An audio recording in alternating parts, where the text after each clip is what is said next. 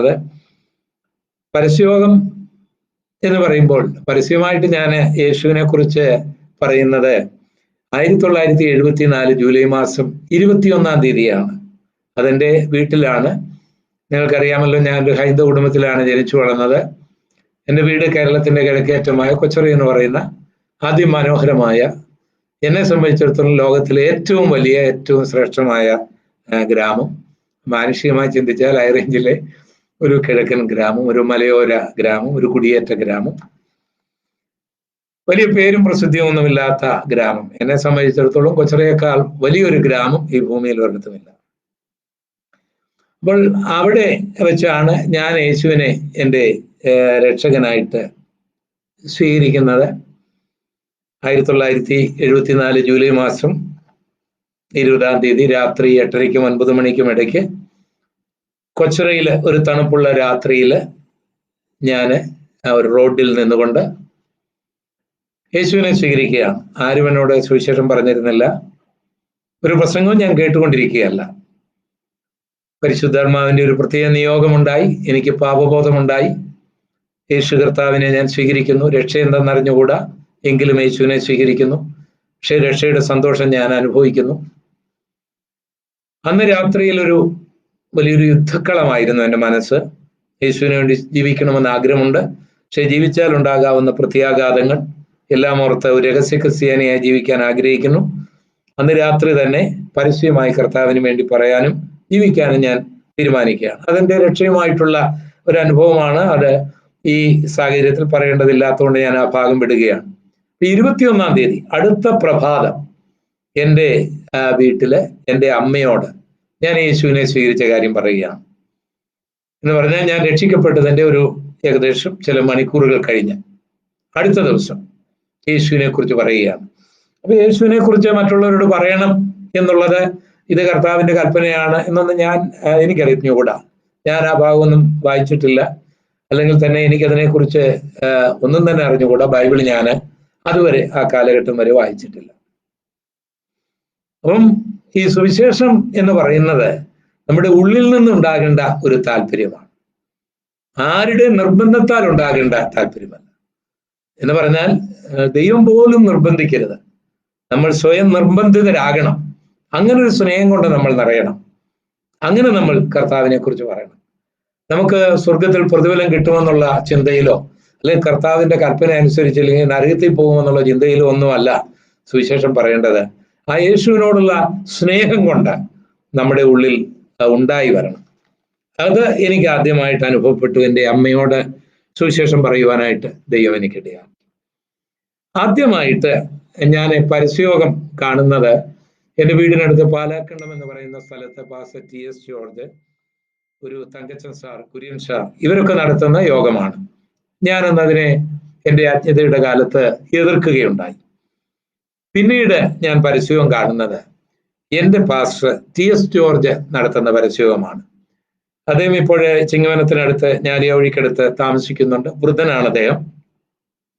അപ്പൊ ഞാൻ 1974 ജൂലൈ മാസം 21 തീയതി മുതൽ ഈ പാസ്റ്ററുമായിട്ട് അടുത്ത് അവിടെയുള്ള ഷാരോൺ ചർച്ചിൽ യോഗങ്ങൾക്കെല്ലാം കടന്നു പോകാനായിട്ട് തുടങ്ങി.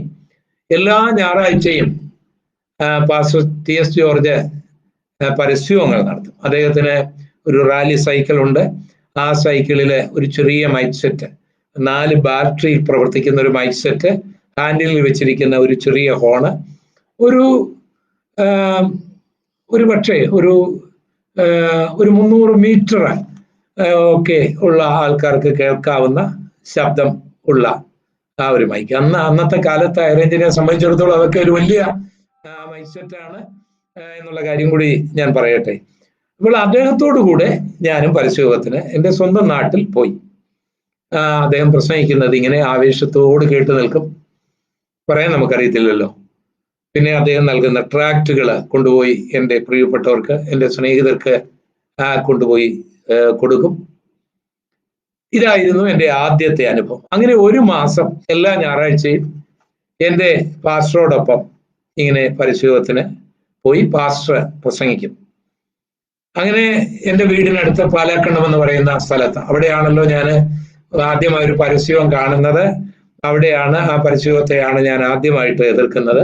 അതേ സ്ഥലത്ത് ഒരു പരിശോധന നടത്താനായിട്ട് സഭായോഗത്തില് പാസ്റ്റർ പ്രഖ്യാപിച്ചു. ഞങ്ങളെ വിശ്വാസികളെല്ലാം കൂടെ പാലാക്കണ്ടത്തേക്ക്, പാലാക്കണ്ടം എന്ന് പറയുമ്പോൾ എൻ്റെ കൊച്ചുളിക്കും പാലാക്കണ്ടത്തിനും ഇടയ്ക്കാണ് എൻ്റെ വീട് എന്ന് പറഞ്ഞാൽ 1 കിലോമീറ്റർ പോലുമില്ല, എൻ്റെ വീടിനടുത്താണ്. അപ്പോൾ അവിടെ ഞങ്ങളെല്ലാം ചെന്ന ഒരു കൊച്ചു ഗ്രാമം. അവിടെ ഞങ്ങൾ ചെന്നപ്പോൾ കാണുന്ന കാര്യം, കമ്മ്യൂണിസ്റ്റുകാരുടെ ഒരു യോഗം നടക്കുകയാണ്. അപ്പൊ ഈ ഫാദർ വടക്കനും EMS അതുപോലെ തന്നെ KR ഗേവരിയമ്മയും ഒക്കെ വന്ന് അവിടെ ഈ തോട്ടം തൊഴിലാളികളുടെ മേഖലകളിലായതുകൊണ്ട് യോഗങ്ങൾ നടത്തുന്ന കാലമാണ്. അപ്പൊ അവരുടെ ഒരു യോഗം അവിടെ നടക്കുകയാണ്. ആരാണോ പ്രസംഗിക്കുന്ന അറിയത്തില്ല, EMS ആണോ എന്നൊന്നും അറിയത്തില്ല. ആ കാലങ്ങളിൽ ഇവരൊന്നും അത്ര വലിയ പ്രസിദ്ധരുമായിരുന്നില്ല. പ്രത്യേകിച്ച് അറേഞ്ചുകാരെ സംബന്ധിച്ചിടത്തോളം വിദ്യാഭ്യാസ കുറവായതുകൊണ്ട് ആരും വലിയ പ്രസിദ്ധരും ആയിരുന്നില്ല. എന്തുമാകട്ടെ, അവരുടെ ഒരു യോഗം നടക്കുകയാണ്. ആ യോഗത്തില് വലിയ മൈക്ക് സെറ്റ് അവർക്കുണ്ട്. മൈക്ക് സെറ്റ് എന്ന് പറയുമ്പോൾ വാൽവ് സിസ്റ്റം ഉള്ള മൈക്ക് സെറ്റാണ്.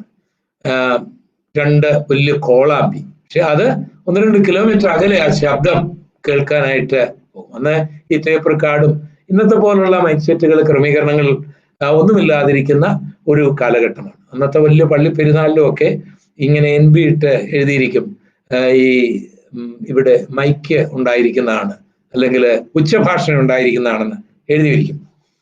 അപ്പം വലിയ പ്ലേറ്റുകൾ വെച്ചിട്ടുള്ള പാട്ടുകളാണ്. അതൊരു നീഡിലൂടെ ഇങ്ങനെ കറങ്ങുമ്പോഴാണ് പാട്ടുകൾ വരുന്നത്. അപ്പൊ ഇതൊക്കെ കാണാനായിട്ട് ഇത് കാണാൻ തന്നെ ആൾക്കാർ വരുന്നൊരു കാലമാണ്.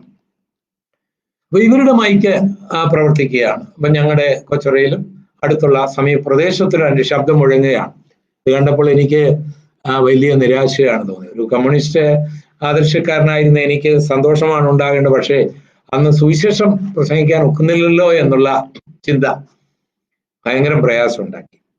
കാരണം ഞങ്ങളുടെ മൈക്ക് അവിടെ ചലിക്കുകയല്ല. ഞങ്ങള് 5-6 പേര് പാസ്റ്ററോടൊപ്പം അവിടെ പോയി നിൽക്കുകയാണ്.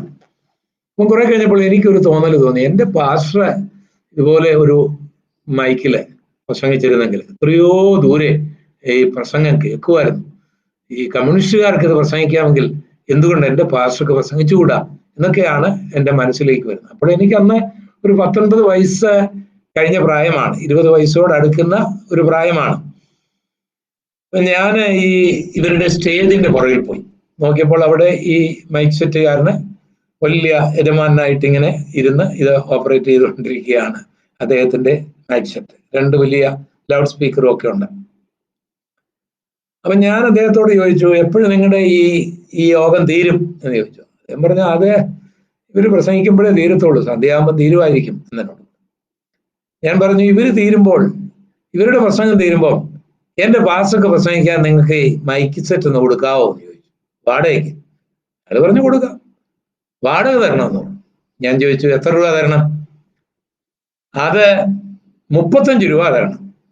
1974 35 രൂപ എന്ന് പറഞ്ഞാൽ ഒരു ചെറിയ കാര്യമല്ല. 35 രൂപ ആണെങ്കിൽ ഒരു 10-25 സെന്റ് സ്ഥലം മേടിക്കാം എന്ന ഒരു കാലമാണ് ഹൈ റേഞ്ചിൽ അന്ന്. അപ്പോൾ ഞാൻ പറഞ്ഞു, തരാം, പൈസ തരാം, 15 രൂപ തരാം. അപ്പോൾ അദ്ദേഹത്തിന് ഡിമാൻഡ് വിനയം കൂടി. അദ്ദേഹം പറഞ്ഞു, ഈ മൈക്ക് സെറ്റ് 8 മൈൽ എന്ന് പറയുന്ന സ്ഥലത്ത് നിന്ന് കൊണ്ടുവരുന്നതാണ്, ബേബി സൗണ്ട്. 8 മൈൽ എന്ന് പറയുമ്പോൾ അവിടുന്ന് ഒരു 8-9 കിലോമീറ്റർ കാണും ഈ യോഗം നടക്കുന്ന സ്ഥലത്ത് നിന്ന്. കോമളിയിൽ നിന്ന് 8 മൈൽ, അതാണ് 8 മൈൽ. അപ്പം ഞാൻ പറഞ്ഞു, അതും കൊണ്ടുവരാം. അപ്പം അയാൾ സമ്മതിച്ചു. അങ്ങനെ പിന്നെ ഇങ്ങനെ ഇവരുടെ പ്രസംഗം തീരാനായിട്ട് ഞങ്ങൾ കാത്തിരിക്കുകയാണ്. അങ്ങനെ സന്ധ്യ ആയപ്പോൾ അവരുടെ പ്രസംഗം തീർന്നു. അതേ സ്റ്റേജിൽ എൻ്റെ പാസ്റ്റർ പിന്നെ പ്രസംഗിക്കുകയാണ്. എൻ്റെ പ്രിയപ്പെട്ടവരെ, അന്നുണ്ടായ ആ സന്തോഷം എനിക്കിപ്പോഴും വിശദീകരിക്കാനായിട്ട് കഴിയുന്നില്ല. അപ്പം വലിയ മൈക്കില് എൻ്റെ ഒരു 19-20 വയസ്സുകാരൻ്റെ ഒരു മനസ്സിൽ, പ്രത്യേകിച്ച് ഒരു ഹൈറേഞ്ചുകാരന് ലോകം കണ്ടിട്ടില്ല, പട്ടണങ്ങൾ കണ്ടിട്ടില്ല, വലിയ മൈക്ക് സെറ്റുകൾ കണ്ടിട്ടില്ല. ഞങ്ങളുടെ ആ കൊച്ചു ഗ്രാമത്തിൽ വളർന്ന മൺറോഡാണെന്നുള്ളത്, ബസ്സുകളൊന്നും തന്നെയില്ല, ഇലക്ട്രിസിറ്റി വന്നിട്ടില്ല, സ്കൂളുകളോ കോളേജുകളോ ഒന്നുമില്ല, ആനയും കടുവായും ഒക്കെയുള്ള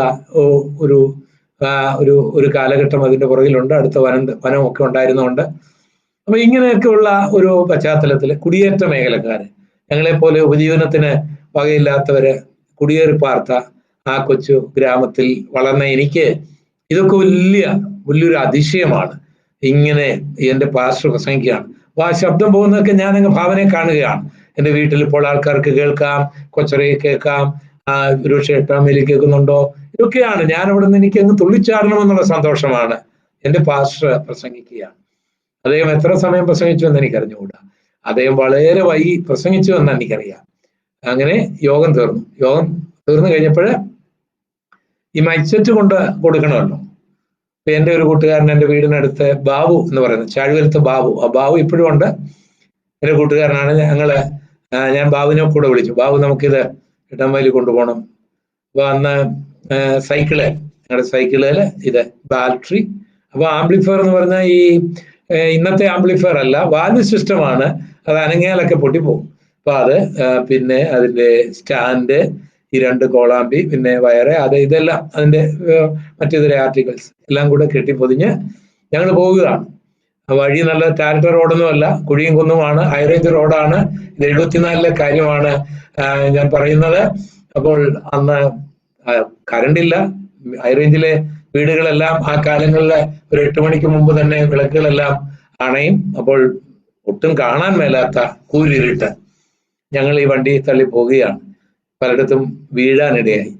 ഭാഗ്യവശാൽ മൈക്ക് സെറ്റിനൊന്നും കേടുപറ്റിയില്ല. പിന്നെ കുറെ കഴിഞ്ഞപ്പോൾ ഞങ്ങൾക്ക് മനസ്സിലായി ഈ മൈക്ക് സെറ്റിന് ഞങ്ങൾക്കും വലിയ പരിക്കുണ്ടാകാതിരിക്കുന്ന വണ്ടി തള്ളിക്കൊണ്ടു പോകുന്നതാണ് നല്ലതെന്ന് തോന്നി.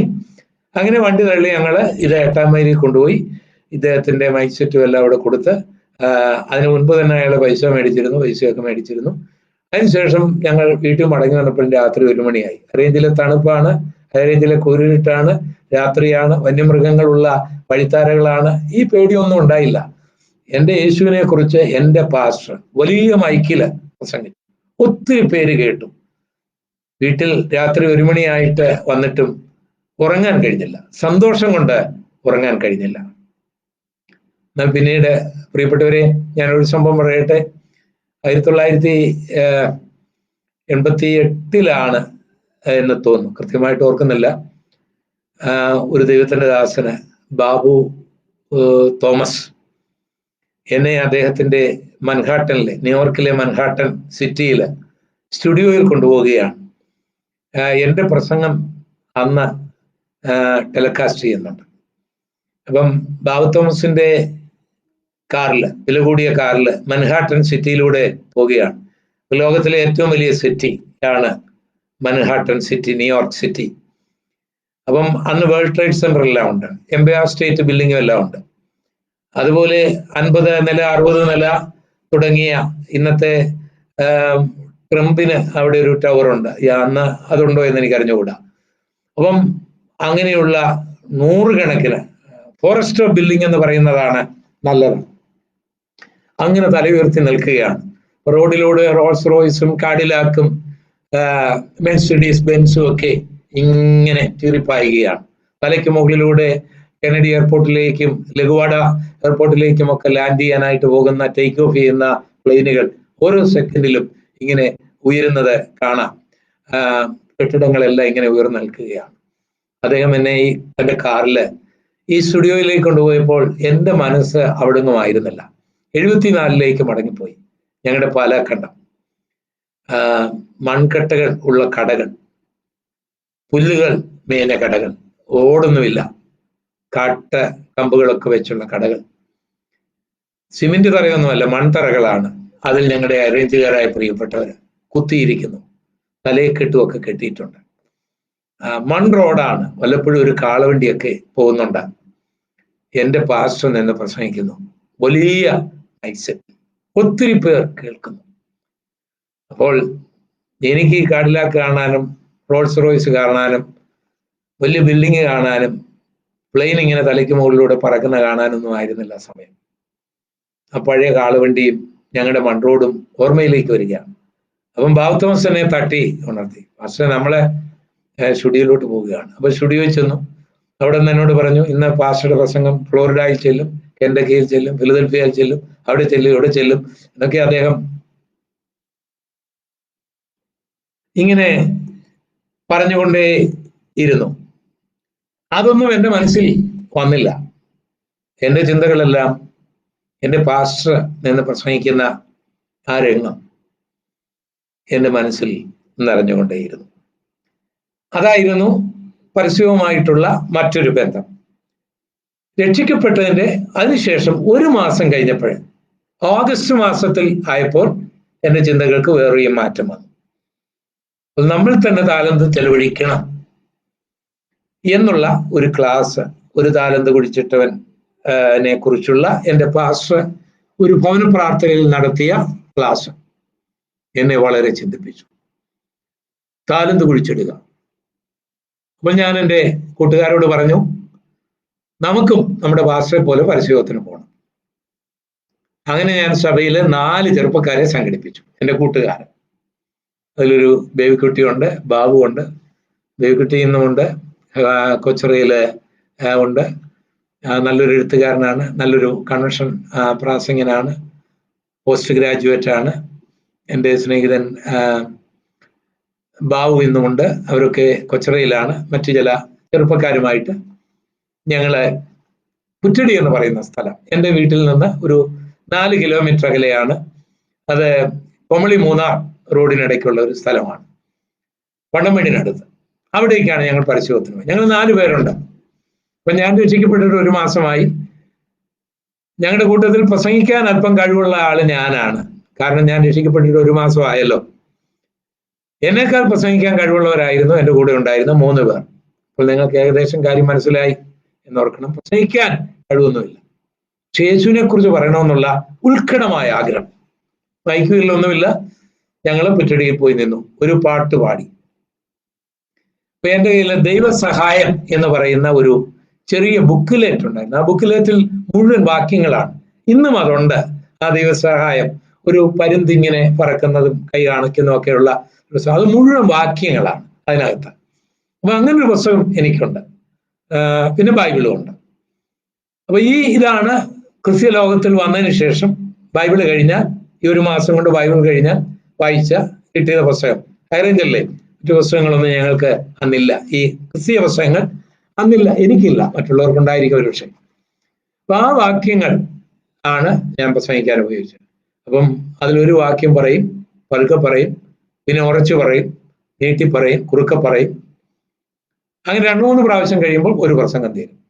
പിന്നെ അടുത്ത വാക്യം, ദൈവം തന്റെ ഏകജാതനായ പുത്രനെ നൽകുവാൻ തക്കവണ്ണം ലോകത്തെ സ്നേഹിച്ചു. അത് ഉറച്ചും കൂട്ടിയും ചെറുതായിട്ടും വലുതായിട്ടും ഒക്കെ പറഞ്ഞ് 2-3 പ്രാവശ്യം കഴിയുമ്പോൾ ആ ഒരു പ്രസംഗം. അങ്ങനെ ആ ദൈവസഹായം എന്ന് പറയുന്ന ആ ബുക്കിലേറ്റിലെ ഓരോ വാക്യങ്ങളും ഇങ്ങനെ എടുത്തെടുത്ത് പറഞ്ഞ് ഉള്ള പ്രസംഗം അതായിരുന്നു. അതില് ജനങ്ങൾ എന്ത് ചിന്തിച്ചു എന്നൊന്നും ഓർത്തില്ല. എൻ്റെ കൂട്ടുകാര്, എൻ്റെ ചാർച്ചക്കാര്, എൻ്റെ നാട്ടുകാര്, ഇതാ ഗോപാലകൃഷ്ണൻ, സുവിശേഷത്തെ എതിർത്ത ഗോപാലകൃഷ്ണൻ, നമ്മുടെ ഗോപാലകൃഷ്ണൻ നിന്ന് സുവിശേഷം പ്രസംഗിക്കുന്നു എന്ന് പറയുന്നു എന്ന് മാത്രം.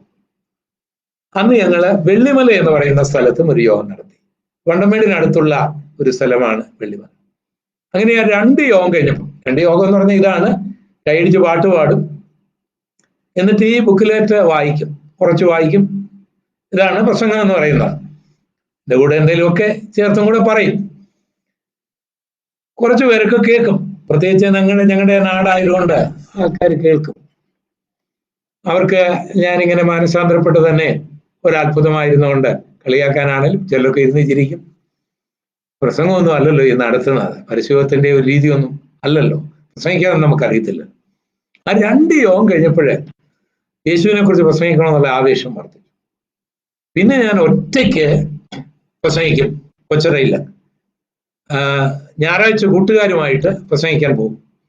എൻ്റെ വീടിന് ചുറ്റുമുള്ള ഒരു 6-7 കിലോമീറ്റർ ചുറ്റളവ്, കൊമളി, 8-ാം mile, 6-ാം mile, 1-ാം mile, Puttady, Vellimala, Vandanmedu, Chettukuzhi, അതുപോലെ തന്നെ കടുക്ക സിറ്റി. ഞങ്ങൾക്ക് വലിയ സിറ്റികളൊക്കെ അന്ന് അവിടെ ഉണ്ട്. ഈ സിറ്റി എന്ന് പറഞ്ഞാൽ ഒരു 2 കടയുണ്ട്. 2 കടയുണ്ടെങ്കിൽ ഞങ്ങൾ സിറ്റി എന്ന് പറയും. അപ്പോൾ അങ്ങനെ കടുക്ക സിറ്റി, അങ്ങനെ ഞങ്ങൾ മന്തിപ്പാറ, ഇങ്ങനെ എൻ്റെ വീടിന് ചുറ്റുമുള്ള എല്ലാ സ്ഥലങ്ങളിലും രക്ഷിക്കപ്പെട്ടതിൻ്റെ 1 വർഷം കൊണ്ട് പ്രസംഗിക്കാനുള്ള ഭാഗ്യം ദൈവം എനിക്ക് നൽകി. അതൊക്കെ ഈ വേദപുസ്തകം വായിച്ചിട്ടല്ല, യേശുവിനോടുള്ള ആ സ്നേഹം കൊണ്ട്. കുറെ കഴിഞ്ഞപ്പോൾ ചില പുസ്തകങ്ങളൊക്കെ കിട്ടുകയും മാറ്റങ്ങൾ വന്നു. 8ാം മൈലിൽ ഞാൻ രക്ഷിക്കപ്പെട്ടതിന്റെ ഒരു 8ഓ 10ഓ മാസം കഴിഞ്ഞ് ഒരു യോഗം നടത്തി. ഞാൻ പറഞ്ഞല്ലോ, ഒരു 35 രൂപ മുടക്കി ഒരു മൈക്ക് സെറ്റുകാരന്റെ, ബേബി സൗണ്ടുകാരന്റെ ഞങ്ങളുടെ പാലാക്കണ്ടത്ത് നടത്തിയ യോഗത്തെ കുറിച്ച് ഞാൻ പറഞ്ഞല്ലോ. അപ്പൊ അയാളുടെ മൈക്ക് സെറ്റ് കടയിൽ ഞങ്ങൾ ചെന്നു. എന്നിട്ട് പറഞ്ഞു, നിങ്ങളുടെ മൈക്ക് സെറ്റ് ഞങ്ങൾക്ക് തരണം, ഇവിടെ നിന്നൊരു യോഗം നടത്താനാണ്, വാടക തരാമെന്ന് പറഞ്ഞു. 3 മണിക്കൂർ വാടകയ്ക്ക് അയാൾ തന്നു. അയാളുടെ കടയിൽ വെച്ച് തന്നെ അയാൾ മൈക്ക് ഓപ്പറേറ്റ് ചെയ്തു, ഫോണുകൾ മാറ്റി കിട്ടി. 3 മണിക്കൂർ ഞങ്ങൾക്ക് തന്നെങ്കിലും 2.25 മണിക്കൂർ ആയപ്പോൾ യോഗം തീർന്നു. കാരണം പ്രസംഗിക്കാൻ ഞാനേ ഉള്ളായിരുന്നു, പാട്ടും പ്രസംഗവും. 2.25 ആയപ്പോൾ ഞങ്ങളുടെ സ്റ്റോക്ക് എല്ലാം തീർന്നു. 45 മിനിറ്റ് വലിയ ദുഃഖമായിപ്പോയി. കാരണം 3 മണിക്കൂറിന്റെ വാടകയ്ക്കാണല്ലോ മൈക്ക് സെറ്റ് എടുത്തത്. എങ്കിലും ഒരു 1.5 മണിക്കൂറിലധികം എനിക്ക് പ്രസംഗിക്കാൻ കഴിഞ്ഞു യേശുവിനെ കുറിച്ച്. ഞാൻ രക്ഷിക്കപ്പെട്ടതിന്റെ 10ാമത്തെ മാസം. അതൊരു അത്ഭുതകരമായ കാര്യമാണ്. അതിശോക്തി വരാതിരിക്കാനാണ് 1.5 മണിക്കൂർ എന്ന് പറഞ്ഞത്. 2 മണിക്കൂറെങ്കിലും ഞാൻ പ്രസംഗിച്ച് കാണും. പക്ഷെ പറഞ്ഞത് തന്നെ ആയിരിക്കും പിന്നെയും പറഞ്ഞത്. അതൊന്നും ഇപ്പൊ ഓർക്കുന്നില്ല. പക്ഷെ ഒരു സത്യം അറിയാം, കർത്താവിനോടുള്ള ആ സ്നേഹം നിറഞ്ഞ് കർത്താവിനെ കുറിച്ച് ഇങ്ങനെ പറഞ്ഞുകൊണ്ടേയിരുന്നു. അത് കഴിഞ്ഞപ്പോൾ, 1 വർഷം കഴിഞ്ഞപ്പോൾ ഞാൻ ബൈബിൾ സ്കൂളിലേക്ക് പഠനത്തിന് വരികയാണ്. തിരുവല്ലയിലാണ്. അത് 1975. പിന്നെ എല്ലാ വെള്ളിയാഴ്ചയും, ശനിയാഴ്ചയും, ഞായറാഴ്ചയും പരിശോധന പോകും. അപ്പോൾ ബൈബിൾ സ്കൂളിൽ പഠിക്കുന്നതുകൊണ്ട് മറ്റു പുസ്തകങ്ങളൊക്കെ വായിക്കുന്നതുകൊണ്ട് ചെറുതായിട്ടൊക്കെ ഒരു ഇതൊക്കെ പ്രസംഗിക്കാനായിട്ടുള്ള ഒരു കഴിവൊക്കെ. എന്നാലും വളരെ രസകരമായ ഒരു സംഭവം ഞാൻ നിങ്ങളോട് പറയാം. ഞാനിങ്ങനെ പ്രസംഗിച്ച് ഒറ്റയ്ക്കാണ്. ചിലപ്പോൾ എൻ്റെ കൂട്ടുകാർ കാണും. ഒറ്റയ്ക്കാണ് ഇങ്ങനെ പ്രസംഗിച്ച് തിരുവല്ലയിൽ നിന്ന് ഇങ്ങനെ പ്രസംഗിച്ച് ചെങ്ങന്നൂരെല്ലാം കഴിഞ്ഞ് ചെങ്ങന്നൂരാണ്, മുളക്കുഴ എന്ന് പറയുന്ന സ്ഥലത്ത് വരെ എത്തി. ഇങ്ങനെ പ്രസംഗിച്ച് മുളക്കുഴ വരെ എത്തി. മുളക്കുഴ എത്തിയപ്പോൾ ഒരു വെള്ളിയാഴ്ച ദിവസമാണ്. ക്ലാസ് അന്ന് ഇല്ലായിരുന്നു. ഞങ്ങള് വെള്ളി, ശനി, ഞായർ ഇങ്ങനെ അവധിയാണ്. ഇങ്ങനെ പോവുകയാണ്. അവിടെ പള്ളിപ്പടി എന്ന് പറയുന്ന സ്ഥലത്ത് ചെന്നപ്പോൾ ഈ മുസ്ലിങ്ങളുടെ ഒരു മോസ്കാണ്. അപ്പൊ അവിടെ മോസ്കിൽ നിന്ന് പള്ളി വിട്ട ആൾക്കാർ ഇങ്ങനെ വരിക. അപ്പൊ ഞാൻ അവിടെ നിന്നുകൊണ്ട് പ്രസംഗിക്കാൻ തുടങ്ങി. ഇങ്ങനെയാണ് മുസ്ലിങ്ങൾക്ക് വേണ്ടി യേശുവിനെ കുറിച്ച് ഖുറാനിൽ എഴുതിയിട്ടുണ്ട്. യേശുവിന്റെ ജനനത്തെക്കുറിച്ച് ഖുറാനിലുണ്ട്, യേശുവിന്റെ മരണത്തെക്കുറിച്ചുണ്ട്, യേശുവിന്റെ ഉയർപ്പിനെ കുറിച്ച് ഖുറാനിൽ എഴുതിയിരിക്കുന്ന ഞാനിങ്ങനെ പ്രസംഗിക്കുകയാണ്. നിങ്ങൾക്കറിയാമോ, മുസ്ലിങ്ങൾ യേശുവിന്റെ ക്രൂശ് മരണം വിശ്വസിക്കുന്നവരല്ല. അത് ഏറ്റവും അവർക്ക് വെറുപ്പുള്ള കാര്യവും കൂടിയാണ്. ഞാനിങ്ങനെ ആവേശത്തിൽ പ്രസംഗിക്കുകയാണ്. അപ്പൊ ഈ മുസ്ലിങ്ങളെല്ലാം കൂടെ എന്നെ വളഞ്ഞിട്ട് ചോദിച്ചു, എവിടെയാടൂ ഖുറാനില് യേശു മരിച്ചു എന്ന് എഴുതിയിരിക്കുന്നത് എവിടെയാണോ? ഞാൻ പറഞ്ഞു, ഖുറാൻ കൊണ്ടുവരാൻ പറഞ്ഞു.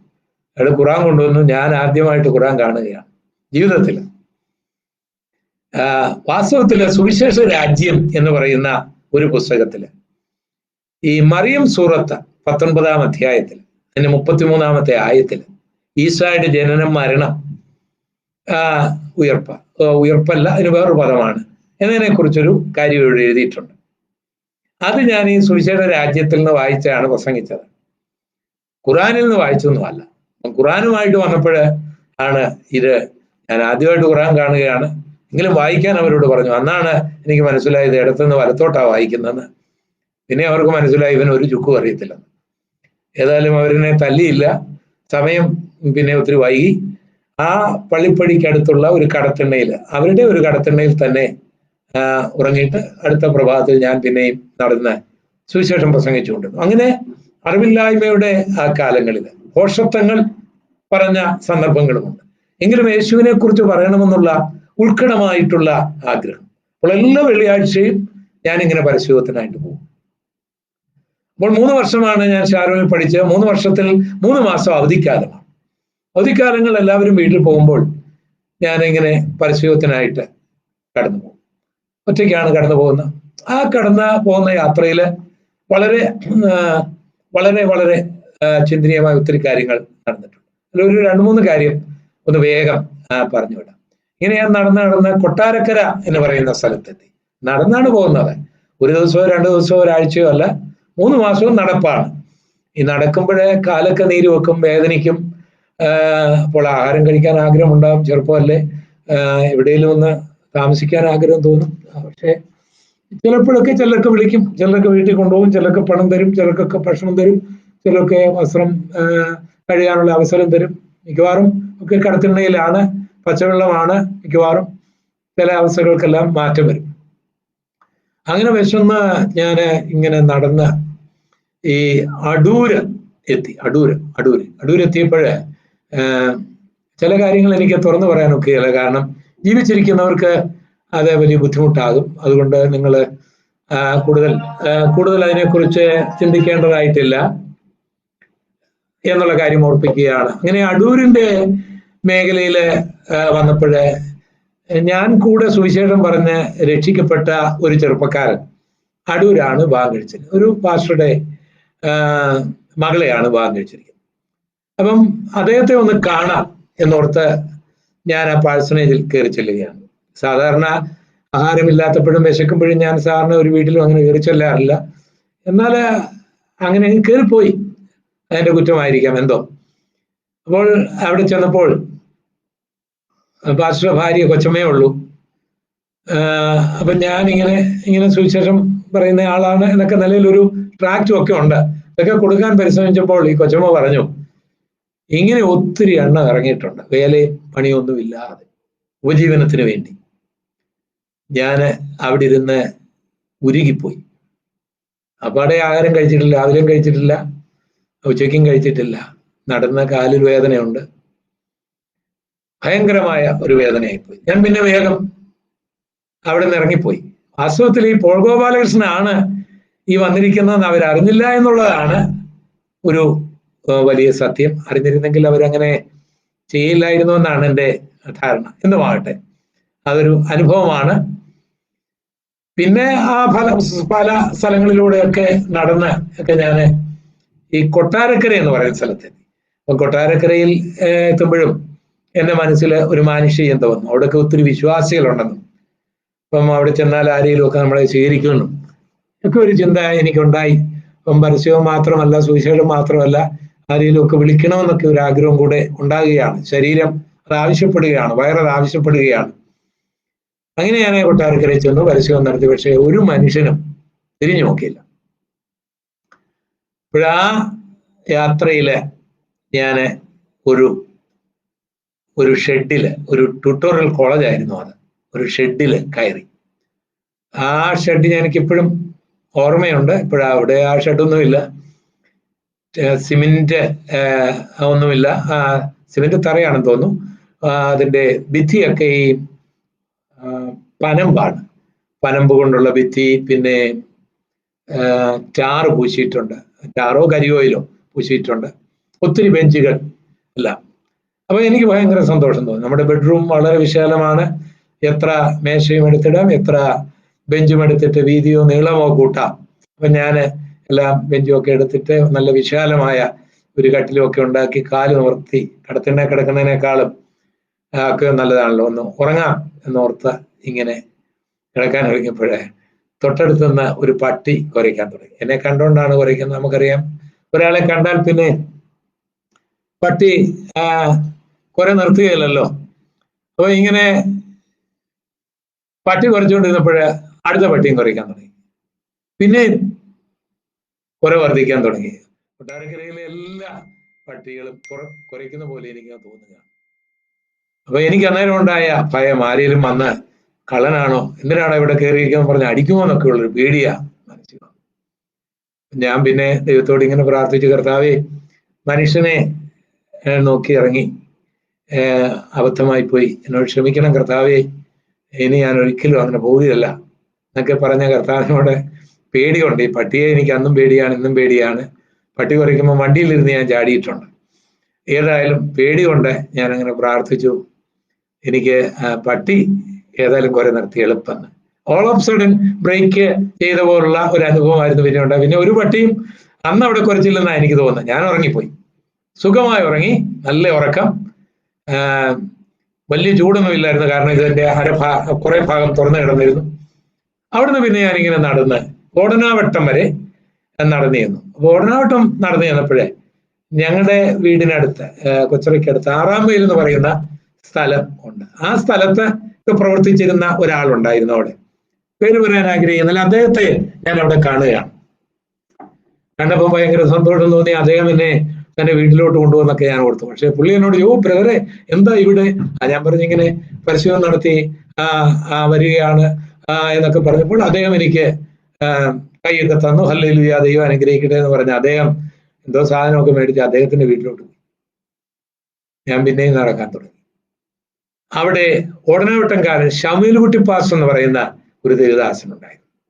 അദ്ദേഹം അന്ന് ചാത്തന്നൂര് അടുത്ത് പ്രവർത്തിക്കുന്ന ഷാരോൺ ഫെലോഷിപ്പിന്റെ ഒരു പാസ്റ്ററായിട്ട് അദ്ദേഹം പ്രവർത്തിക്കുകയാണ്. ചാത്തന്നൂരിനടുത്ത സ്ഥലം വിട്ടുപോകുകയാണ്, ഓർക്കാൻ കഴിയുന്നില്ല.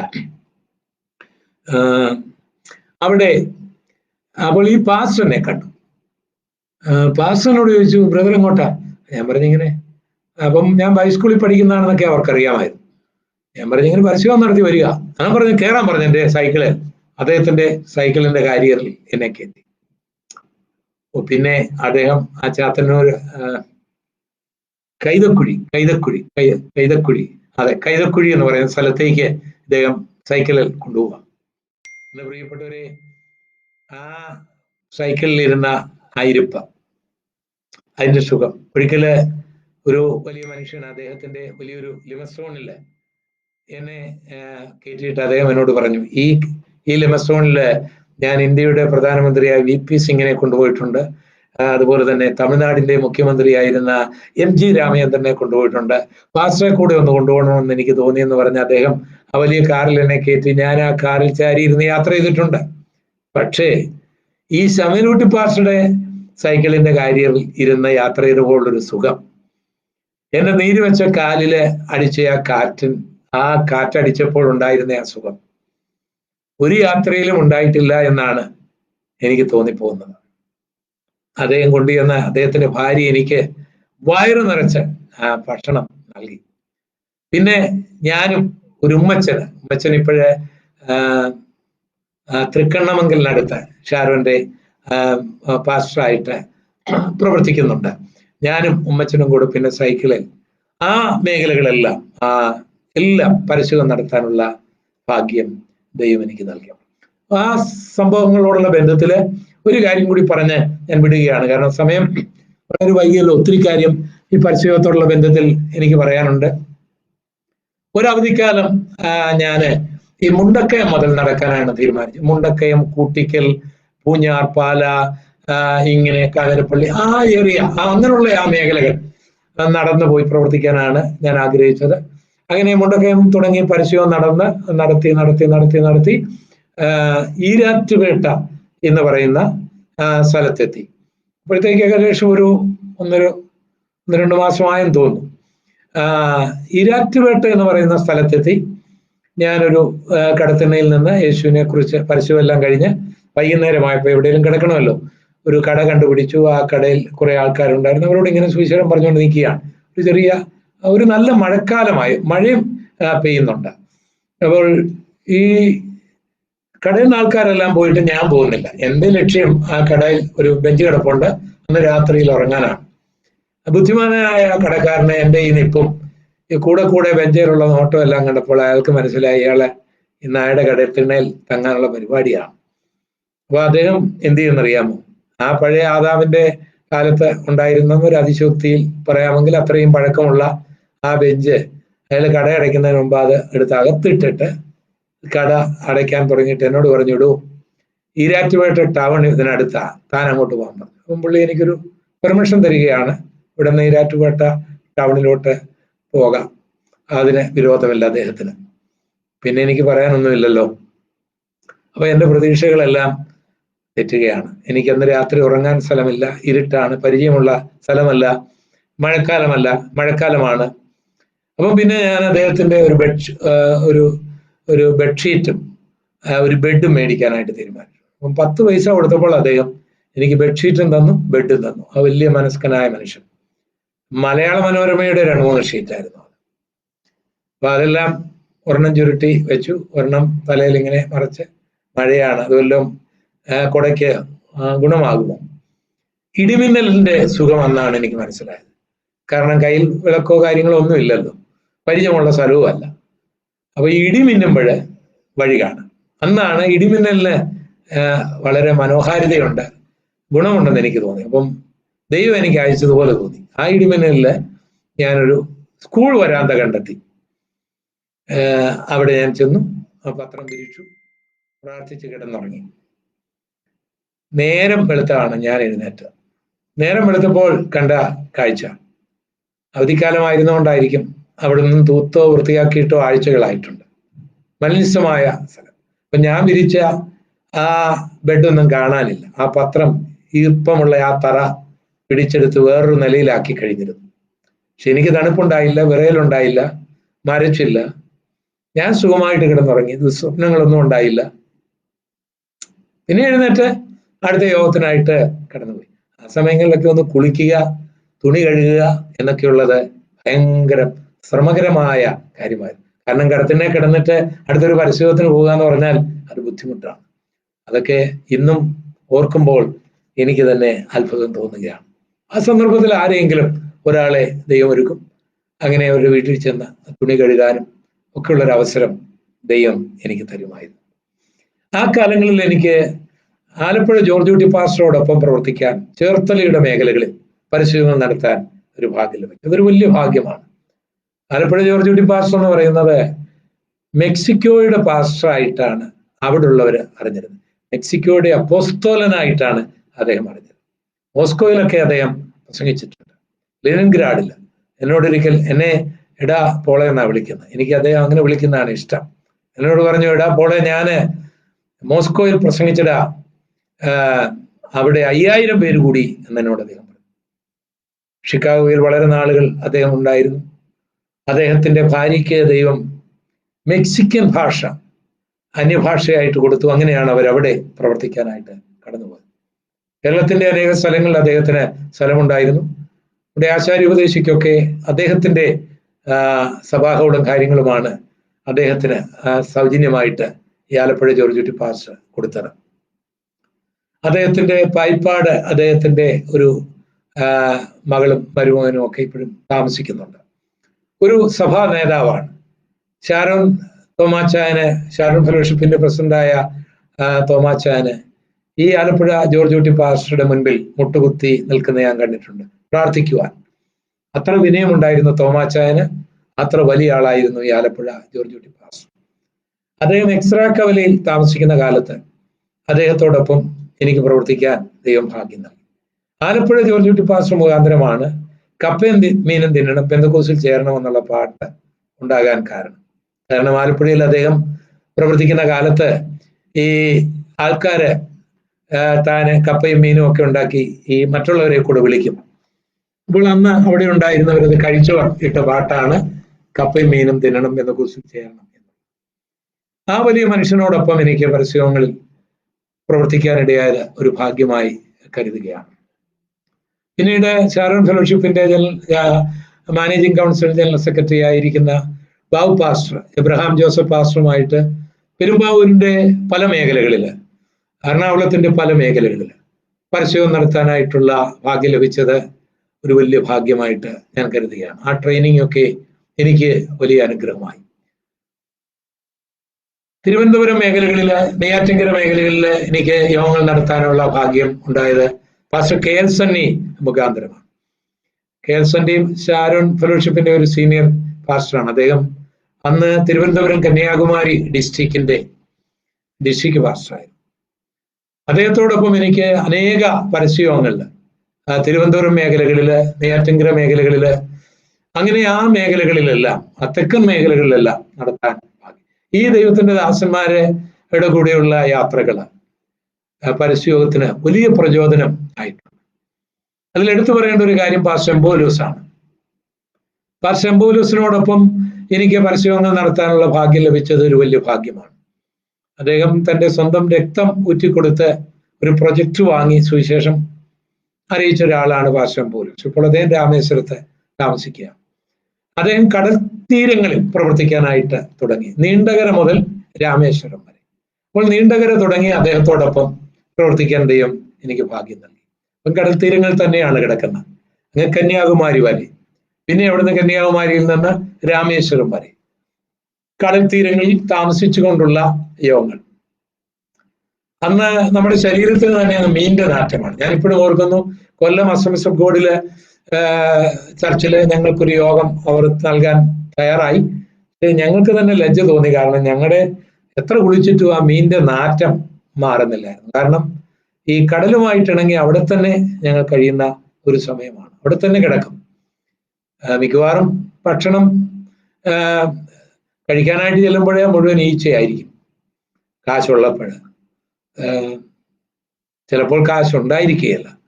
ചെരുപ്പിട്ട് നടക്കാനൊക്കെയല്ലോ കടൽ തീരങ്ങളിൽ. അപ്പം ചെരുപ്പില്ല നടക്കണം. അത് ഭയങ്കര ശ്രമകരമാണ്. 1, 2, 100 മൈലൊന്നും അല്ലല്ലോ, ഇങ്ങനെ നടപ്പല്ലേ. ഇന്ന് അതെല്ലാം ഓർക്കുമ്പോൾ വലിയ സന്തോഷം തോന്നുകയാണ്.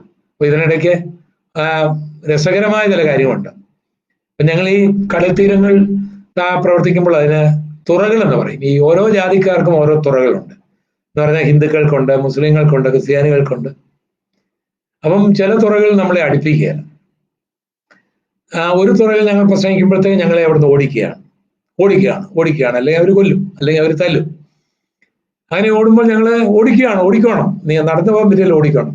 അപ്പൊ ഇങ്ങനെ ഓടിക്കൊണ്ടിരിക്കുമ്പോഴേ ഒരുത്തനെ എൻ്റെ കോളറെ പിടിച്ചിരിക്കുകയാണ്, വലിച്ചുകൊണ്ട് പോകുമ്പോൾ ഞാൻ ഓർത്തു, ഏതായാലും ഇവനെ കോളറെ പിടിച്ചിരിക്കുകയാണല്ലോ, വലിച്ചുകൊണ്ട് പോവുകയാണല്ലോ. അപ്പൊ എൻ്റെ സഞ്ചി നിറയെ ട്രാക്റ്റ് ഉണ്ട്.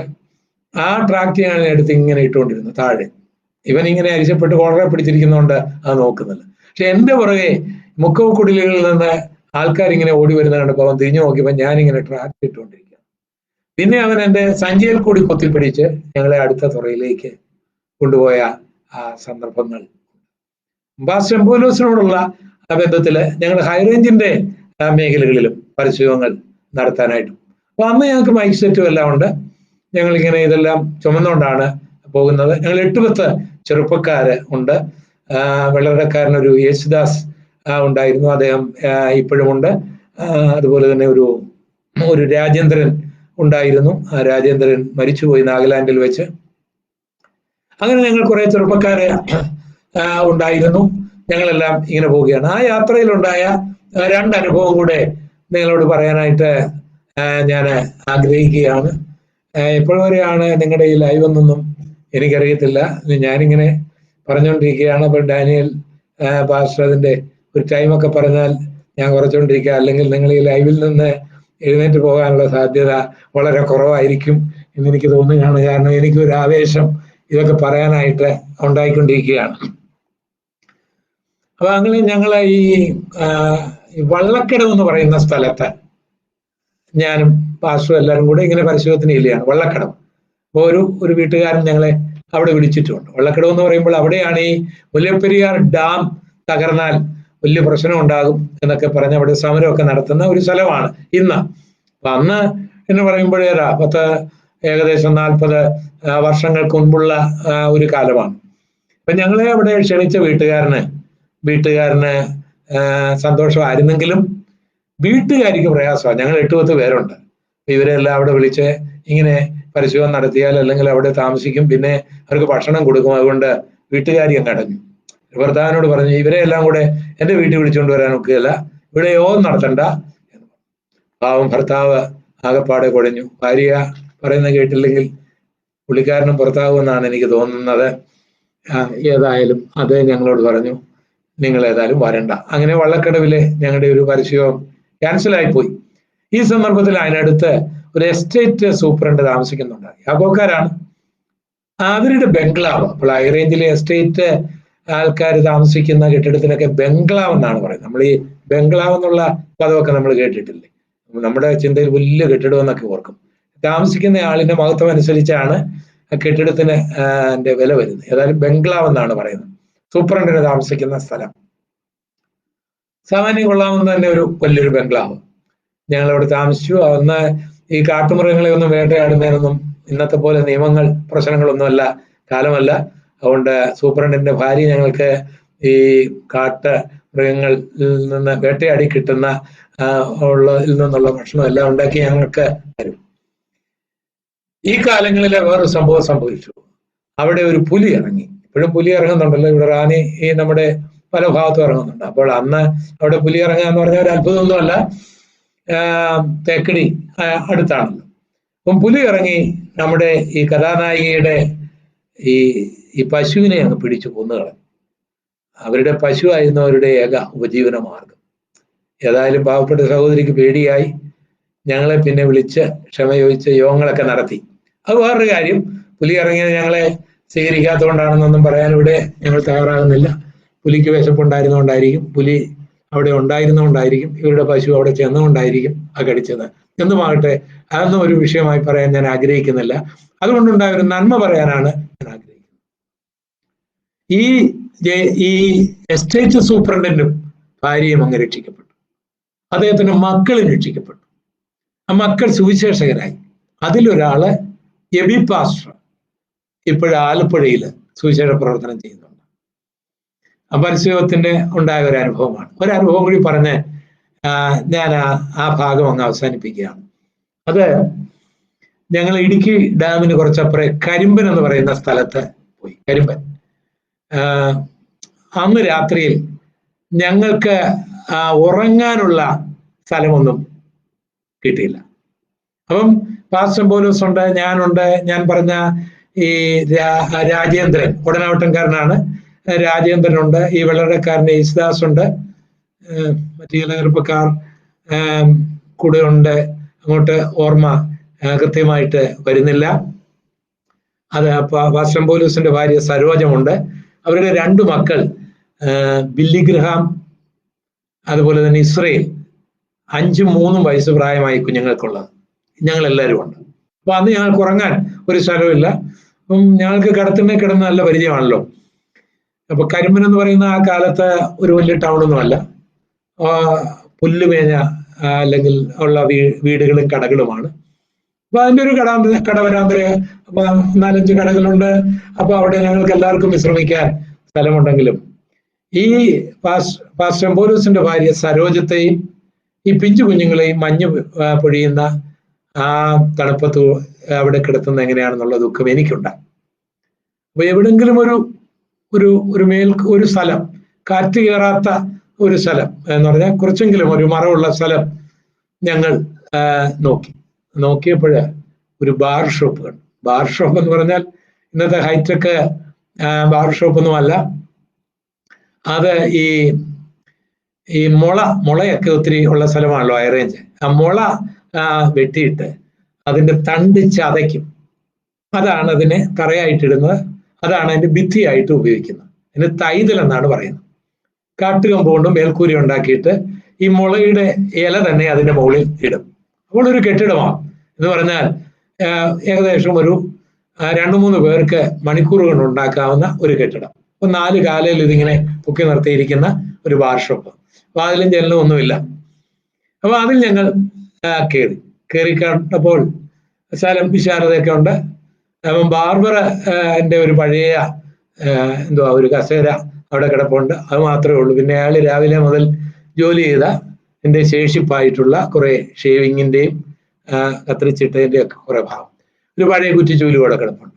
ഞാനതൊന്ന് വൃത്തിയാക്കി ഇതെല്ലാം ഒരു മൂലയിലാക്കിയിട്ട് ഈ പാസ്റ്റർ പൗലോസിന്റെ ഭാര്യ സരോജത്തെയും 5 വയസ്സ് പ്രായമുള്ള അവരുടെ മകൻ ബില്ലി ഗ്രഹാമിനെയും 3 വയസ്സ് പ്രായമുള്ള അവരുടെ മകൻ ഇസ്രയേലിനെയും അവിടെ കിടത്തി.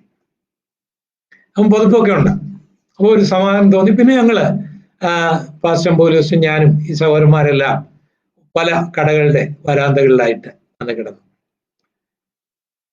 അവിടെ കൊണ്ട് തീർക്കാനായിട്ട് ഞാൻ ആഗ്രഹിക്കുന്നില്ല. അപമാനങ്ങളിൽ മറഞ്ഞിരുന്ന അനുഭവങ്ങൾ, അനുഗ്രഹങ്ങൾ എന്നുള്ള എൻ്റെ പുസ്തകത്തിൽ ഈ കഥ ഞാൻ അല്പം വിശദീകരിച്ചിട്ടുണ്ട്.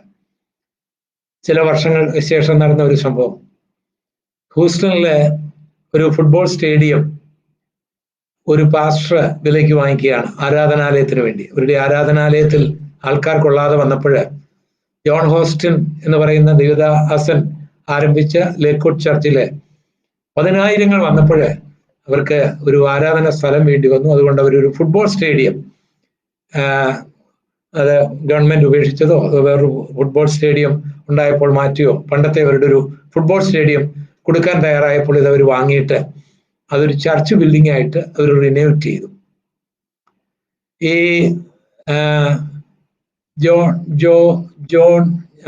ജോയൽ ഓസ്റ്റിൻ, അദ്ദേഹത്തിന്റെ പിതാവ് ഇവിടെ കുമ്മനാട് കൺവെൻഷന് പ്രസംഗിക്കാൻ വന്നത് നിങ്ങൾക്ക് ഓർമ്മയുണ്ടാകും.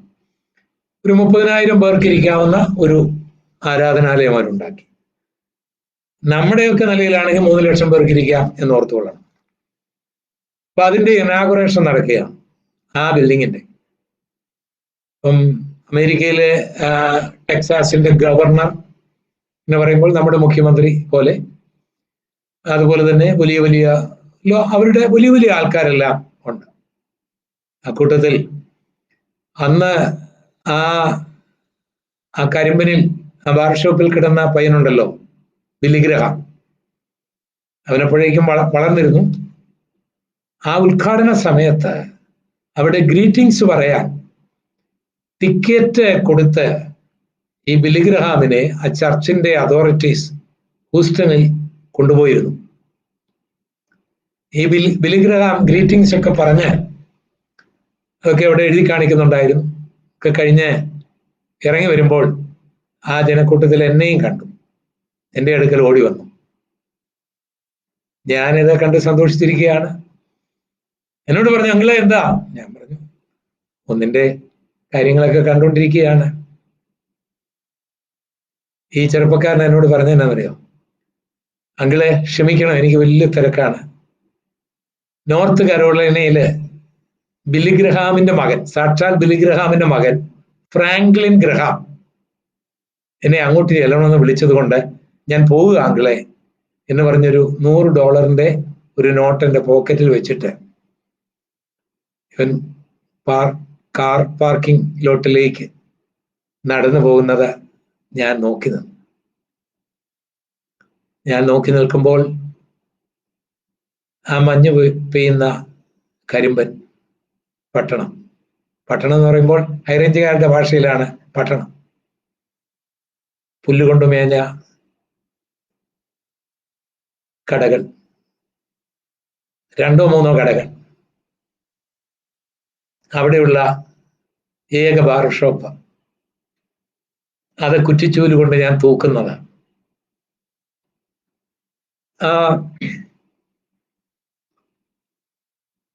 ആ പൈതൽ അവിടെ കിടന്നുറങ്ങുന്നത്.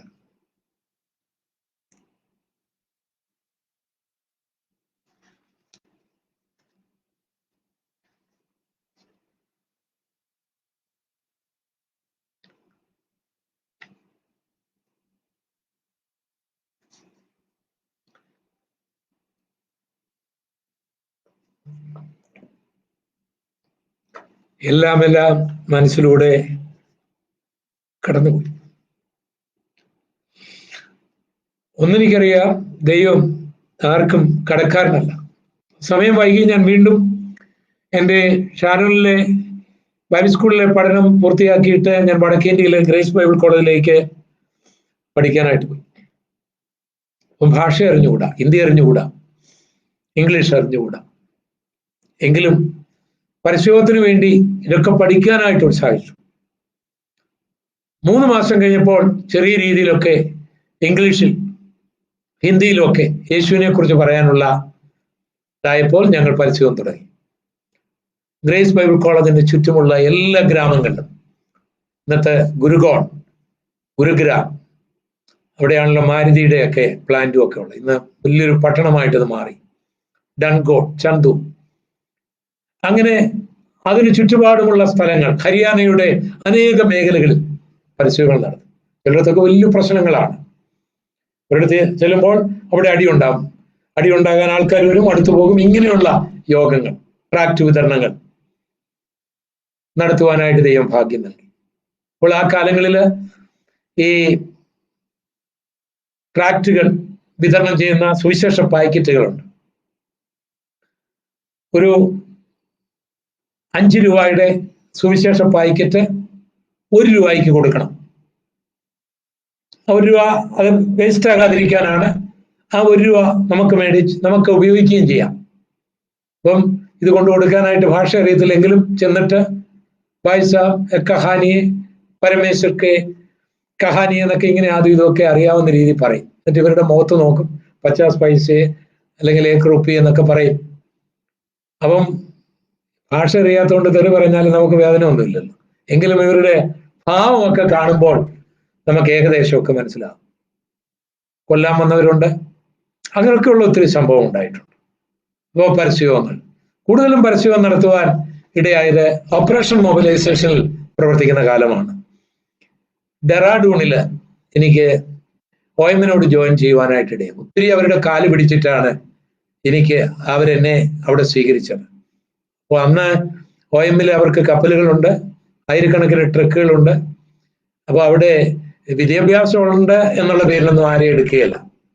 സുവിശേഷം പറയാൻ ദാഹം ഉള്ളവർ അവരുടെ കാല് പിടിച്ച് ചിലപ്പോൾ അഡ്മിഷൻ കിട്ടും അവരോടൊപ്പം പ്രവർത്തിക്കാൻ. അന്ന് അവരുടെ കപ്പൽ ഓടിക്കുന്ന ക്യാപ്റ്റന് ശമ്പളമില്ല. അന്ന് അവരുടെ ട്രക്കുകൾ, ആയിരക്കണക്കിന് ട്രക്കുണ്ട്, ആ ട്രക്കുകൾ ഓടിക്കുന്ന ആർക്കും ശമ്പളമില്ല. അവിടുത്തെ ഓഫീസേഴ്സൊക്കെ ആർക്കും ശമ്പളമില്ല. എല്ലാവരും കാല് പിടിക്കുകയാണ്, എന്നെ ഒന്ന് ഡ്രൈവർ ആക്കണേ, കർത്താവിന് വേണ്ടി വണ്ടി ഒന്ന് ഓടിക്കാൻ, എന്നെ നിങ്ങളുടെ കപ്പൽ ഓടിക്കാൻ എന്നെ ഒന്ന് അനുവദിക്കണേ, ഞാൻ കുറച്ച് പൈസ അങ്ങോട്ട് തരാം. അങ്ങനെയൊക്കെ പറയുന്നവരെ അന്ന് ഓപ്പറേഷനിൽ എടുക്കത്തുള്ളായിരുന്നു, ഓപ്പറേഷൻ മൊബിലൈസേഷനിൽ സ്വീകരിക്കത്തുള്ളൂ. മടിയന്മാരെയും പേടിക്കുന്നവരെയും ഒന്നും അന്ന് എടുക്കുകയില്ല. ഇന്നത്തെ അവസ്ഥ എനിക്ക് അറിഞ്ഞുകൂടാ.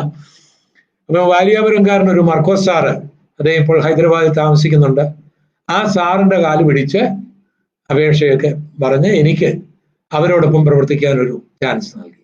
അങ്ങനെ ഞാൻ ഡെറാഡൂണിൽ ചെന്ന് അവരുമായിട്ട് ജോയിൻ ചെയ്തിട്ട് പിന്നെ ഒരു ട്രക്ക് ടീമിൽ എന്നെ ഇട്ടു. എന്ന് പറഞ്ഞാൽ ഒരു സായിപ്പാണ് ട്രക്ക് ഓടിക്കുന്ന, ഇങ്ങനെ എല്ലാ സമയവും പരസ്യമാണ്, ട്രാക്റ്റുകൾ ഉണ്ട്. അതുപോലെ തന്നെ ബൈബിൾ അന്ന് നമ്മളിങ്ങനെ കറക്കുന്ന ഒരു സൈസ് പ്ലേറ്റുള്ള പേപ്പർ കാർഡ് ടൈപ്പ്, ബാറ്ററി ഇല്ലാതെ ഇങ്ങനെ കറക്കിയാൽ പാട്ടും ബൈബിളും ഒക്കെ കേൾക്കാവുന്നത്. കാർഡ്ബോർഡ് കൊണ്ടാണ് സുവിശേഷത്തിന്റെ വിവിധമായ മാധ്യമങ്ങൾ. അങ്ങനെ പോകും. അപ്പോൾ ട്രക്കിലാണ് താമസം. അപ്പൊ ഇഷ്ടം പോലെ പരസ്യം. ആരെങ്കിലും 2-3 പേര് പ്രസംഗിക്കുമ്പോൾ നമുക്ക് ട്രാക്റ്റ് കൊടുക്കാനായിട്ട് പോകാം.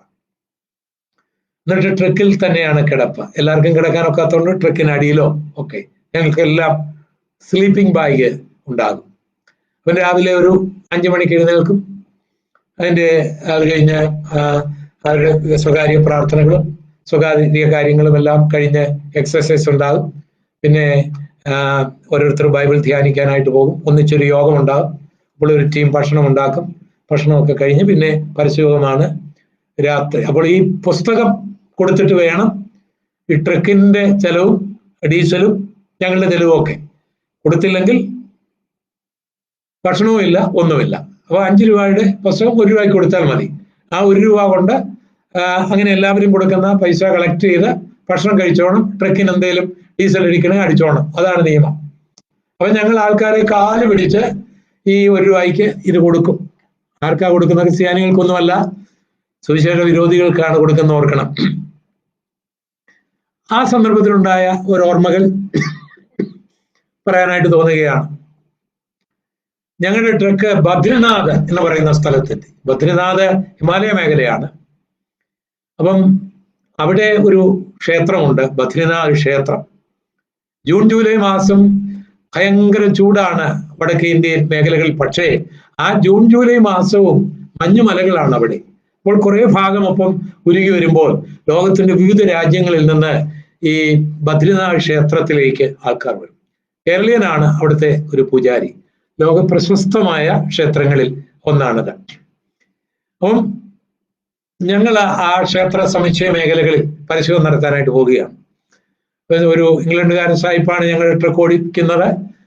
ഞങ്ങളുടെ ട്രക്കിന്റെ ലീഡർ ഇടുക്കിക്കാരൻ കുര്യൻ സാറാണ്. അതുപോലെ തന്നെ ആന്ധ്രക്കാരുണ്ടായിരുന്നു, തമിഴ്നാട്ടുകാരുണ്ടായിരുന്നു. മലയാളികളായിട്ട് 1-2 പേരുണ്ടായിരുന്നു, ബോംബെക്കാരുണ്ടായിരുന്നു. ഞങ്ങൾ പല ഭാഷക്കാരാണ്. ഞങ്ങൾ അവിടെ ചെന്നുമ്പോൾ കാണുന്ന രംഗം, അവിടെ വന്നിരിക്കുന്ന വണ്ടികൾ, 100 കണക്കിന് വണ്ടികളെല്ലാം നേരെ മലയിലേക്ക് റിവേഴ്സ് ഗിയറിൽ കയറിയിട്ട് ഇങ്ങനെ മലയ്ക്ക് താഴെയായിട്ട് ഇങ്ങനെ എൻ്റെ ഫ്രണ്ട് ഭാഗം ഇട്ടാണ് ഇരിക്കുന്നത്.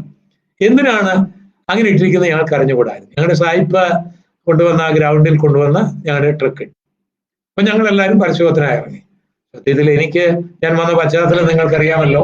അതുകൊണ്ട് എനിക്ക് മാനസികമായിട്ടൊരു അല്പം ഭയമുണ്ടായി, ഇവിടെ പ്രശ്നം ഉണ്ടാകും. കുറെ കഴിഞ്ഞപ്പോൾ ആ ഭയമെല്ലാം മാറി. അവിടെ എല്ലാം ട്രാക്ടർ വിതരണം നടത്താനും ഒക്കെ ദൈവം ഞങ്ങൾക്ക് ഭാഗ്യം നൽകി. മടങ്ങി വന്ന് വരുമ്പോൾ ഞങ്ങളുടെ ട്രക്ക് സ്റ്റാർട്ട് ആകുന്നില്ല.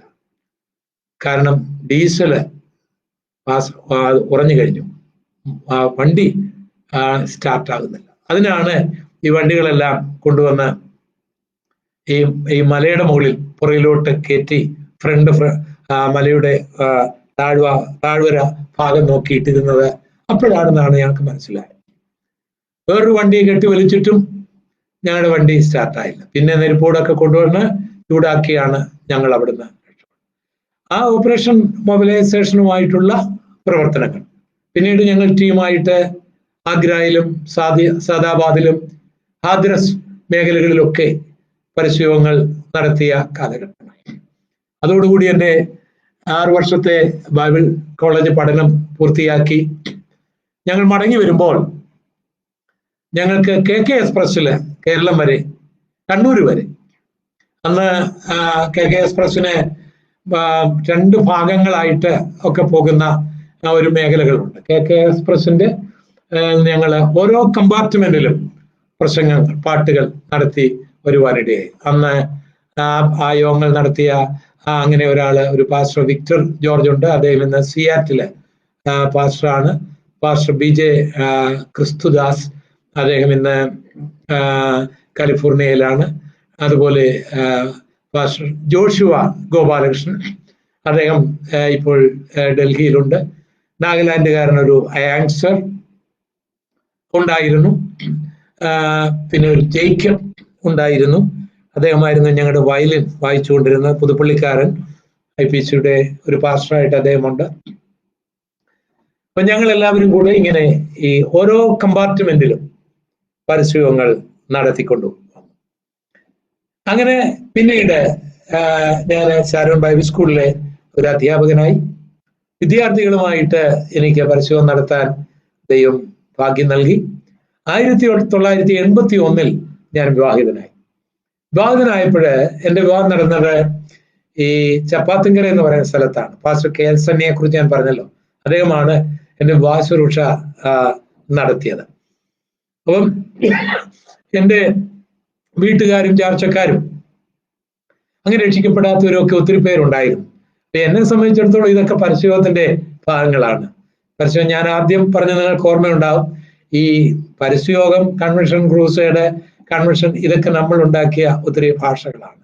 യേശുവിനെ കുറിച്ച് പറയുന്നത്, പരസ്യമായി പറയുന്നതെല്ലാം പരിശീയോഗത്തിന്റെ ഗണത്തിലാണ് പെടുന്ന. ഒരുപക്ഷെ ഈ ക്രൂസൈഡിൽ അല്ലെങ്കിൽ ജനറൽ കൺവെൻഷനിൽ ഒക്കെ പ്രസംഗിക്കുന്നവരെക്കാൾ ദൈവം പ്രതിഫലം കൊടുക്കാൻ പോകുന്നത് നമ്മൾ പരിശീലനക്കാരെന്ന് പറഞ്ഞ് മാറ്റി നിർത്തിയവരെ ആയിരിക്കുമെന്നാണ് എൻ്റെ ഒരു ചിന്തയാണിത്, എൻ്റെ ഒരു അഭിപ്രായമാണ്. അല്ലാതെ അതിന് വേറെ വേദപുസ്തക അടിസ്ഥാനങ്ങളൊന്നും അധികമില്ല.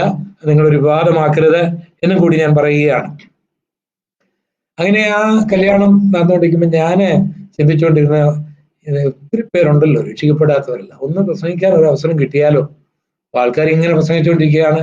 അന്ന് ഞങ്ങളുടെ Babu pastor Perumbavoor Abraham Joseph pastor പ്രസംഗിക്കാറുണ്ട്. അന്ന് ഡോക്ടർ TP എബ്രഹാം, അദ്ദേഹം മരിച്ചുപോയി, ഷാരോന്റെ വൈസ് പ്രസിഡന്റ് ആയിരുന്നു അദ്ദേഹം പ്രസംഗിക്കാറുണ്ട്. അങ്ങനെ ഒത്തിരി പേര് അവിടെ എൻ്റെ കല്യാണത്തിന് പ്രസംഗിക്കാറുണ്ട്.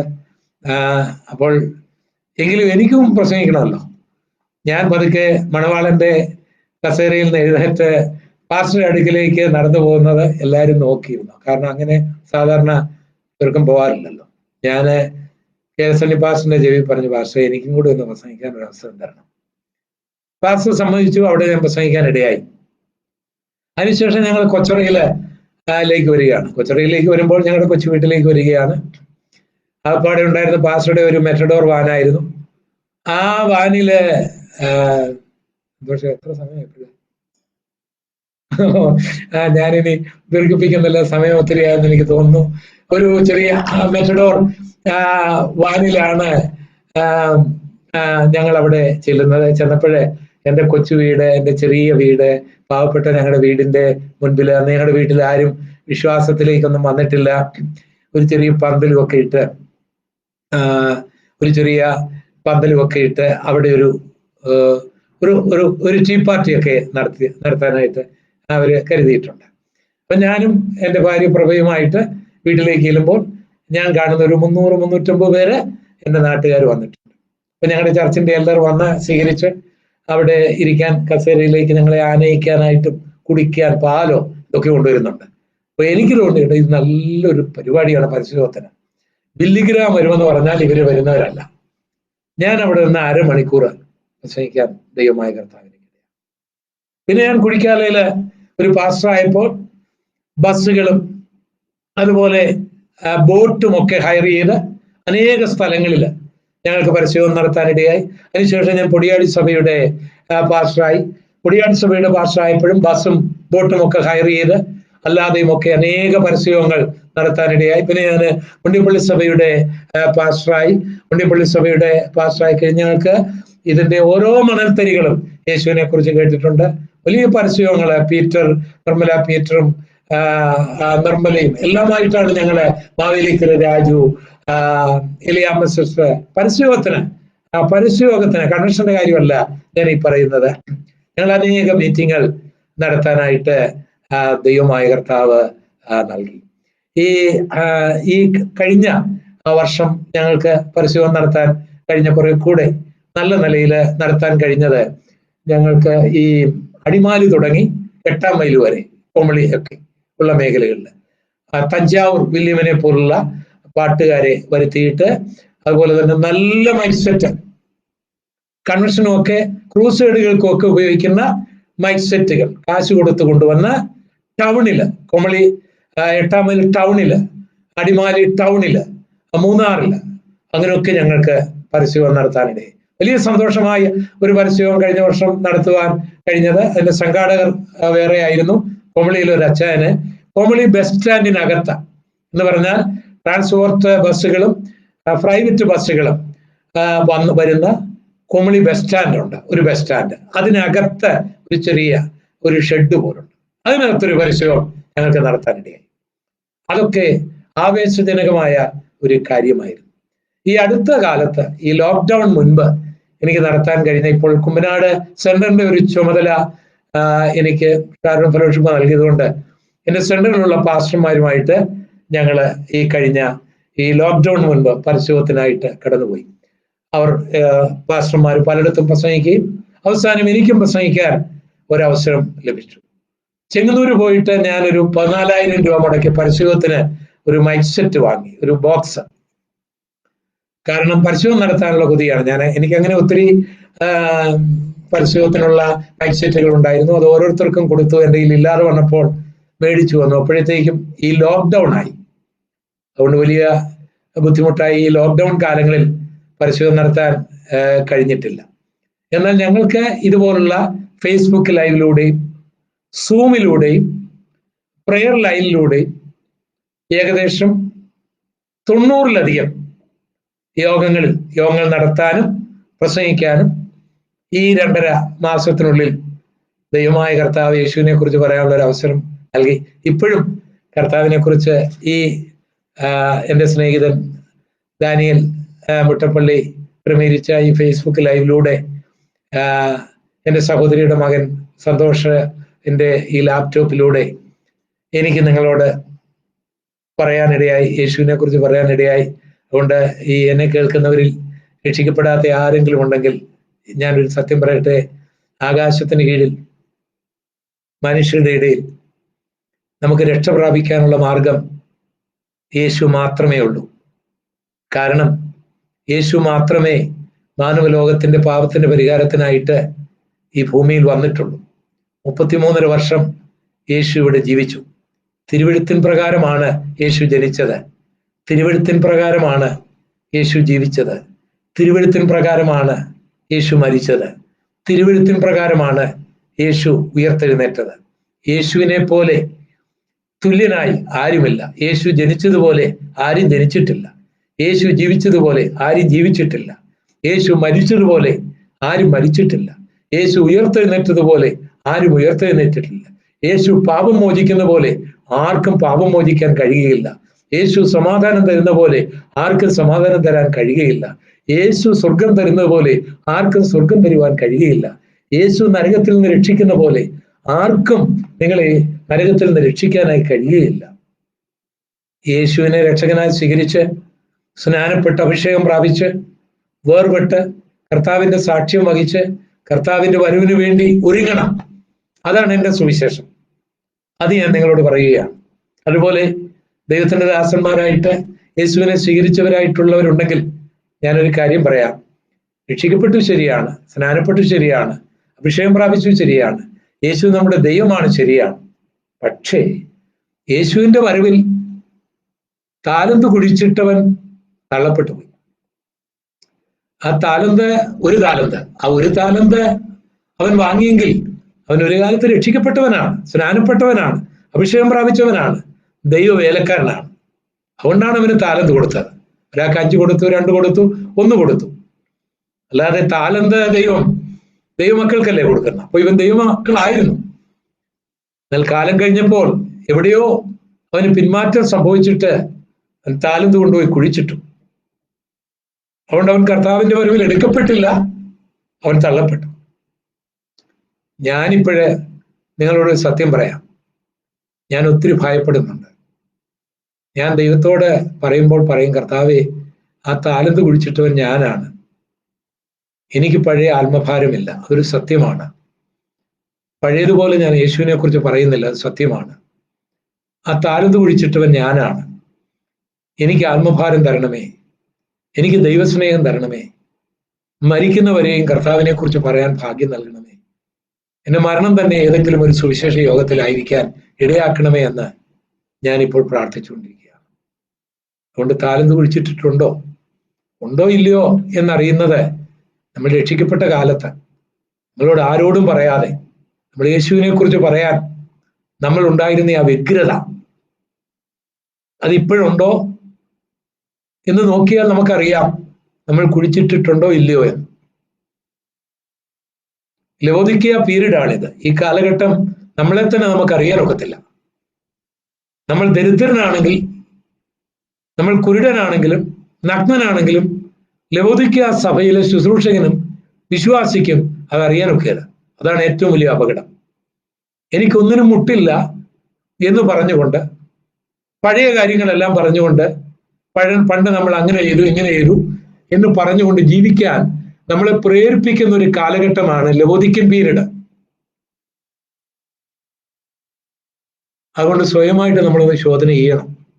കണ്ണ് തുറന്നിട്ടുണ്ടോ? ഒരിക്കലുണ്ടായിരുന്നു, ഇപ്പോഴുണ്ടോ? സമ്പന്നനായിരുന്നു ഒരിക്കൽ, ഇപ്പോൾ സമ്പന്നനാണോ? വസ്ത്രം ഉണ്ടായിരുന്നു ഒരിക്കൽ, ഇപ്പോൾ വസ്ത്രമുണ്ടോ? താലന്ത് കുഴിച്ചിടുന്നുണ്ടോ? വ്യാപാരം ചെയ്യുന്നുണ്ടോ എന്ന് നമ്മൾ ഓർക്കണം എന്ന് പറഞ്ഞ് ഞാൻ എൻ്റെ വാക്കുകളെ ചുരുക്കുകയാണ്. ഒരു ജീവിതമേ നമുക്കുള്ളൂ. മരണം വരെ നമുക്ക് യേശുവിനെ കുറിച്ച് പറയണം. കാരണം ഇതാണ് മാനവ സേവ. ഒരു മനുഷ്യന്റെ ശരീരത്തിന് വേണ്ടി ചെയ്യുന്നതെല്ലാം മരണത്തോടു കൂടി അവസാനിക്കും. ഡോക്ടർമാർ, എഞ്ചിനീയർമാർ, ഗവൺമെന്റ്, വിദ്യാഭ്യാസ മേഖല എല്ലാവരും മനുഷ്യന്റെ ശരീരത്തിനും മനസ്സിനും വേണ്ടി ചെയ്യുന്ന കാര്യമാണ്. എന്നാൽ നമ്മൾ ചെയ്യുന്ന ശുശ്രൂഷ അവന്റെ ആത്മാവിന് വേണ്ടിയാണ്. അത് നിത്യത മുഴുവൻ നിൽക്കുന്നതാണ്. അതുകൊണ്ട് ഏറ്റവും വലിയ മാനവ സേവ മുഖ്യമന്ത്രിയാകുന്നതല്ല, പ്രധാനമന്ത്രിയാകുന്നതല്ല, ഡോക്ടറാകുന്നതല്ല, എഞ്ചിനീയർ ആകുന്നതല്ല, ദാനധർമ്മം ചെയ്യുന്നതല്ല, ഭക്ഷണം കൊടുക്കുന്നതല്ല. ഇതെല്ലാം നല്ലത്. മനുഷ്യൻ ജീവിച്ചിരിക്കുമ്പോൾ നമ്മൾ അതെല്ലാം ചെയ്യണം. ഏറ്റവും വലിയ കാര്യം മരിക്കാത്ത ആത്മാവിന് വേണ്ടി പ്രവർത്തിക്കുന്നതാണ്. അതുകൊണ്ട് ഒരു സുവിശേഷകനാണ് മനുഷ്യന് ഏറ്റവും വലിയ ഉപകാരമായ സേവനം ചെയ്യുന്നെന്നുള്ള ഒരു സത്യം നമ്മുടെ ഉള്ളിൽ ഉണ്ടാകണം. മറ്റൊന്ന്, നമ്മൾ പറയുന്നതാണ് സത്യം.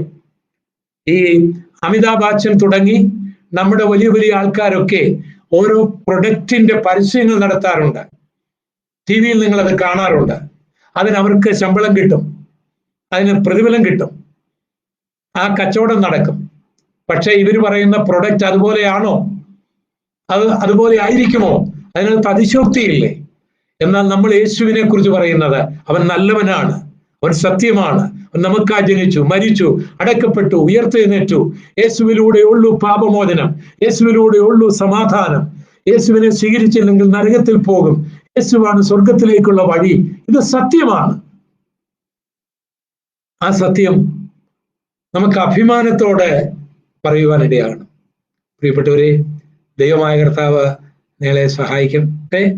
എൻ്റെ ഈ പിന്മാറ്റമെല്ലാം ഒന്ന് മാറി കർത്താവിന് വേണ്ടി മരണം വരെ ഒന്ന് ഓടി പ്രവർത്തിക്കാനായിട്ട് 46 വർഷം യേശുവിനെ പ്രസംഗിച്ചു. പക്ഷേ ഇപ്പോൾ എൻ്റെ ഉള്ളിൽ വരുന്ന ഭയം, ഈ താലന്ത് ഞാൻ കുഴിച്ചിട്ടിരിക്കുന്നു എന്നുള്ള ചിന്തയാണ്. അതൊക്കെ എടുത്ത് കുറെ കൂടെ കർത്താവിന് വേണ്ടി പ്രയോജനപ്പെടാൻ നിങ്ങൾ എനിക്ക് വേണ്ടി പ്രാർത്ഥിക്കണം. ഒരു വാക്ക് പ്രാർത്ഥിച്ച് ഞാൻ എൻ്റെ വാക്കുകളെ ചുരുക്കാം. ഞങ്ങളുടെ കർത്താവേ, ഞങ്ങളുടെ ദൈവമേ, യേശുവിനെ കുറിച്ച് പറയാൻ, അത് ഞങ്ങളുടെ നാവിലെടുക്കാൻ ഞങ്ങൾ യോഗ്യരല്ല. ലോകത്തിൽ ആരെങ്കിലും യോഗ്യരാണോ എന്ന് ചോദിച്ചാൽ ഇല്ല എന്ന് ഞങ്ങൾ പറയും. അങ്ങ് അത്ര മഹാനാണ്, അങ്ങ് അത്ര ഉന്നതനാണ്, അങ്ങ് അത്ര പരിശുദ്ധനാണ്. എന്നിട്ട് പോലും ദൂതന്മാർക്ക് കൊടുക്കാതെ അങ്ങയെക്കുറിച്ച് പറയാനുള്ള ഭാഗ്യം ദൈവം ഞങ്ങൾക്ക് നൽകി. ഈ വലിയ പദവി ഞങ്ങൾക്ക് നൽകുകയും അതിന്റെ പ്രതിഫലം ഞങ്ങൾ ചിന്തിക്കുന്നതിനേക്കാൾ അപ്പുറമാണ് എന്ന് ഞങ്ങൾ അറിഞ്ഞിട്ടും പലപ്പോഴും ഞങ്ങൾ മടിയന്മാരായി അവസരങ്ങൾ ഉപയോഗിക്കാതെ താലന്ത് കുഴിച്ചിട്ടിട്ടുണ്ട്, ഞാനിട്ടിട്ടുണ്ട്, എന്നോട് ക്ഷമിക്കണമേ.